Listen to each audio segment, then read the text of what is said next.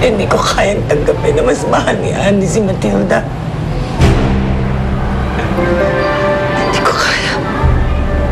And I'm sure, Mom, mas mahal ni Daddy yung Grazildan yun kesa sa akin. Hindi tayo magkakaganito kung hindi sila dumating, Mom. Tama ka, Cindy. Tama ka.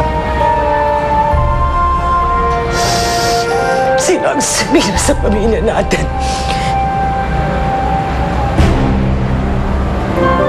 Kaya hindi ko sila titigilan. Hindi ko sila titigilan.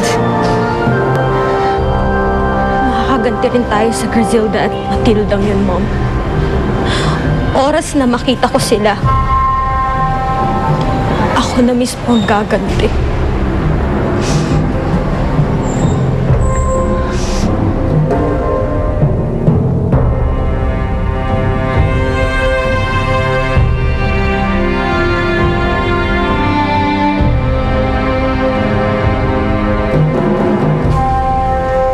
I don't know how to thank you, Eric.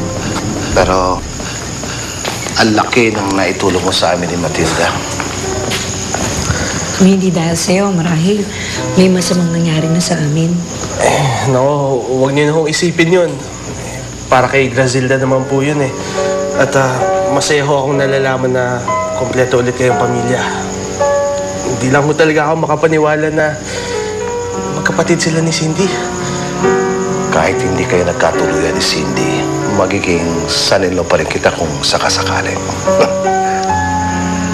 Alam kong maalagaan mo mabuti si Grazilda.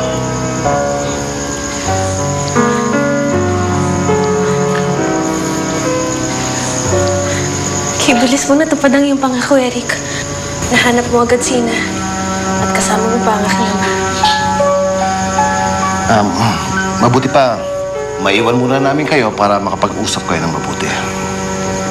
Salamat. Sige na. Hindi ko alam kung paano magpapasalamat sa iyo, Eric. Hindi mo na kailangan gawin yun, no? Sabi ko naman sa'yo, di ba?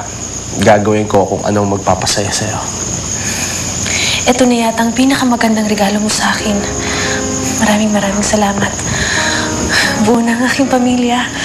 Buo ng mga taong nagmamahal sa akin.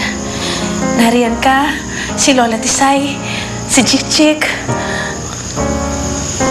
Sandali lamang. Si Casmir. Nakakulong pa si Casmir. Mo, sige.